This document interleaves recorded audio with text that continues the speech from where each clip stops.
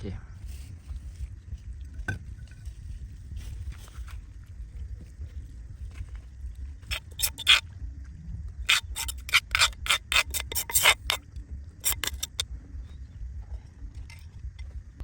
กับสบายดีพี่น้องมื้อนี้พบกับช่องนกน้อยสาวลาวเด้อ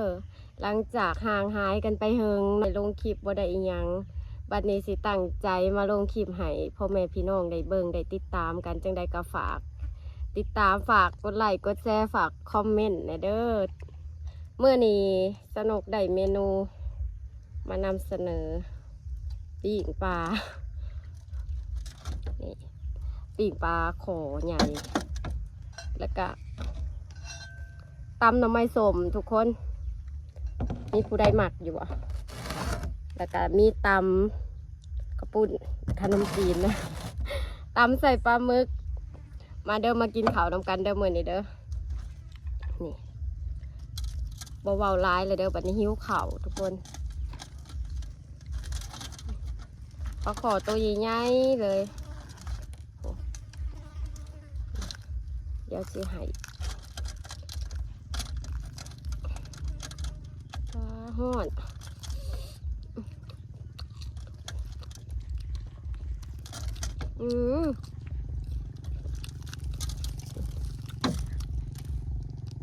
เนื้อปลาทุกคนมาแบบนี้มากินนำกันเลยแบบนี้ตื้อติบเข่ามาเอาน้ำใหม่สมก่อนสปริงปลาทอด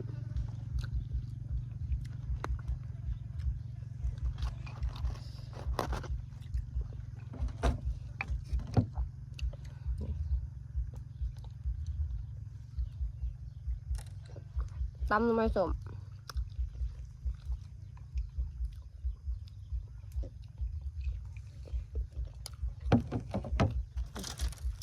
ก็ปิ้งปลาคอแซ่บ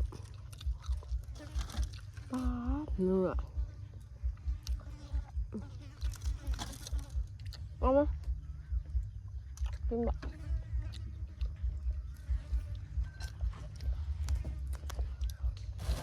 เอาเดินไปดิเอาตำเลยได้แบบนี้ปลาจะกินเบิร์ดจีบว่าพี่น้อง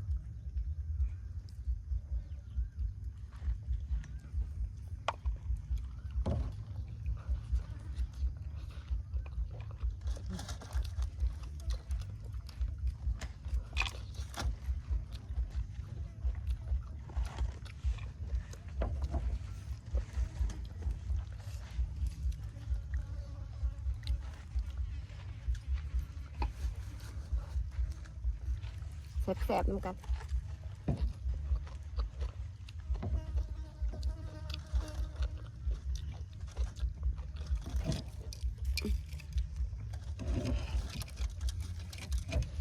ผู้ใดหมักเมนูนี่แน่เนาะเม่นมาบอกสนุกนะเด้อเป็นกำลังใจให้สนุกนะเบิ่งเนื้อปลานะทุกคนนะแซ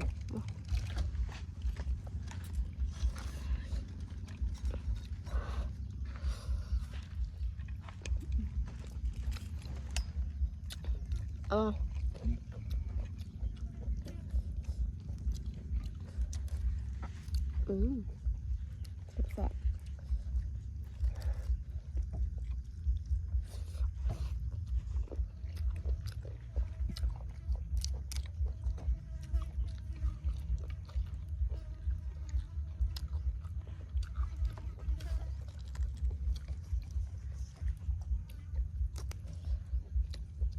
ขออนุญาตกินก่อนเด้อ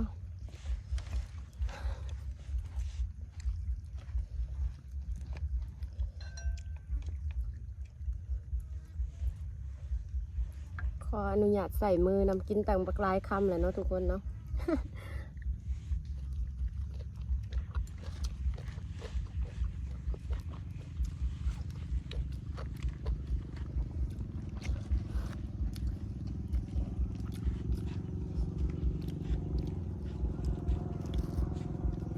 อื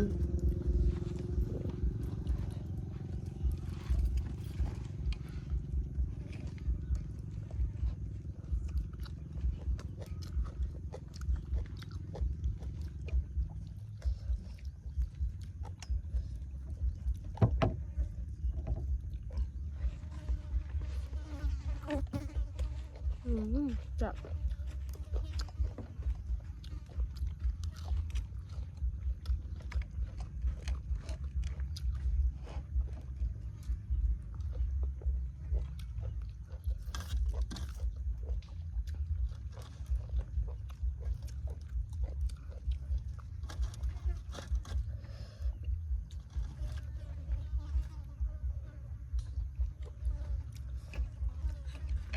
กินแบบเบาปากเบาเบาเลยเด้อทางนี้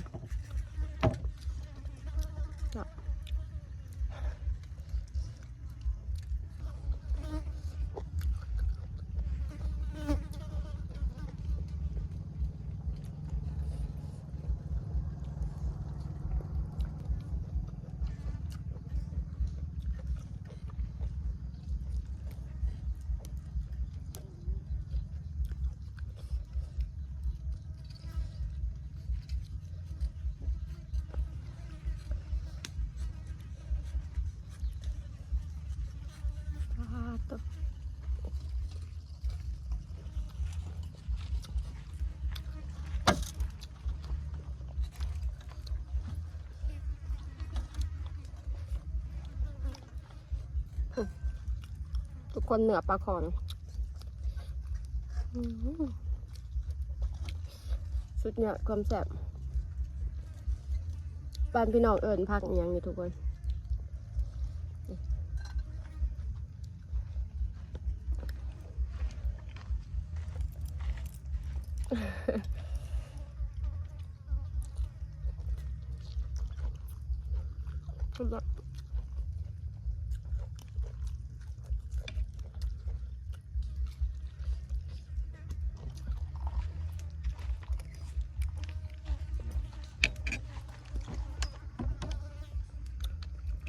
แขกบ่ได้รับเชิญบิน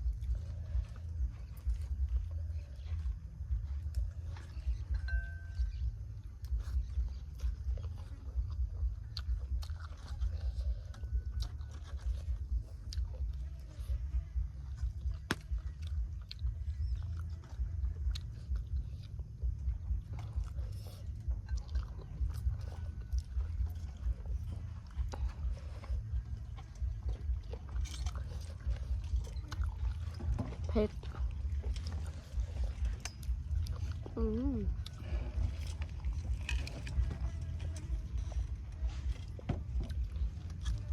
อย่างอีกตัวหนึ่งทุกคนเนี่ย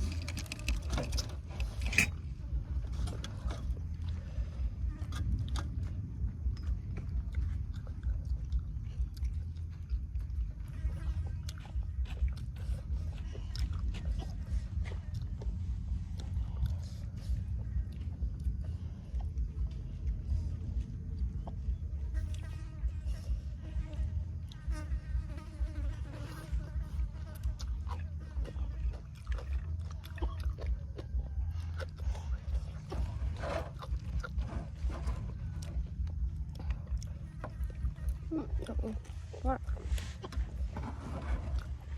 เอาหมึก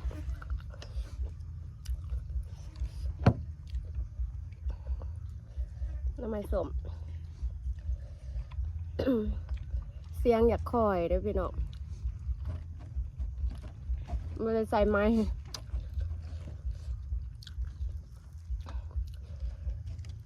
พี่น้องลองเห็ดเบิ่งเด้อ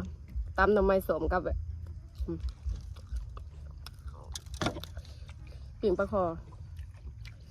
สุดยอด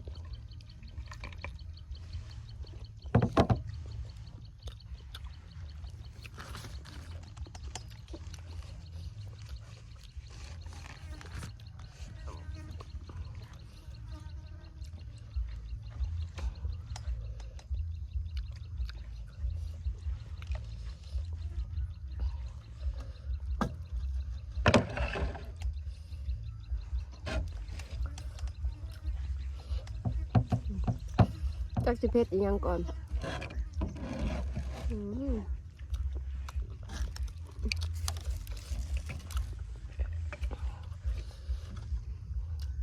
เนื้อปลาถ้าผู้ใดหมักเมนูนี่ก็เม่นเพื่อเป็นกำลังใจให้สนุกเนี่ยเด้อ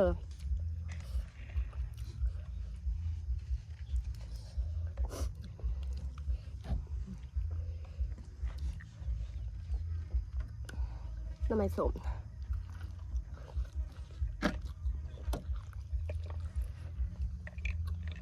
ปลาคอ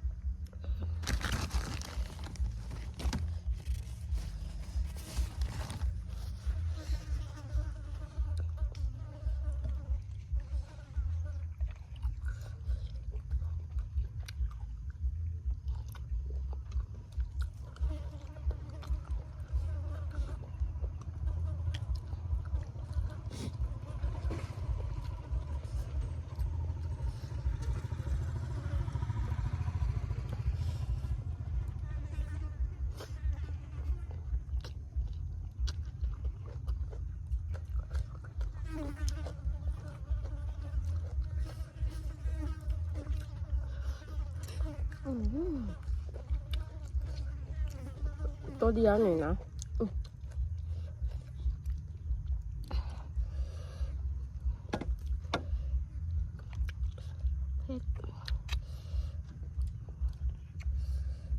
อิ่มแล้วบัดนี้พี่น้องสิได้ขอโตวลาก่อนเด้อบาดนี้อิ่มแล้วเผ็ด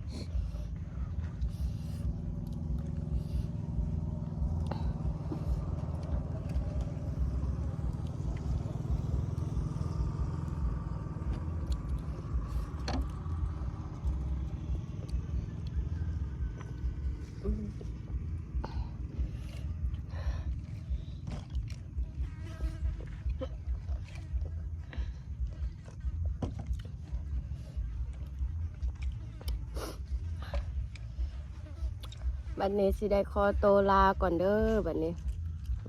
กินปลาเบิดแต่เครื่องโตตำก็คือสิบ่เบิดพี่น้องเนี่ยทั้งอิ่มทั้งเผ็ดจังใดถ้าผู้ใดหมักคลิปนี่เนาะหมักเมนูนี่ฝากฝากกดไลค์กดแชร์ให้สนุกหน่อยเด้อฝากกดติดตามแล้วก็ฝากซ่องนกหน่อยสาวลาววันนี้สิตั้งใจกลับมาเฮ็ดคลิปให้พ่อแม่พี่น้องได้เบิ่งจังใดก็ฝากติดตามหน่อยเด้อบ๊ายบาย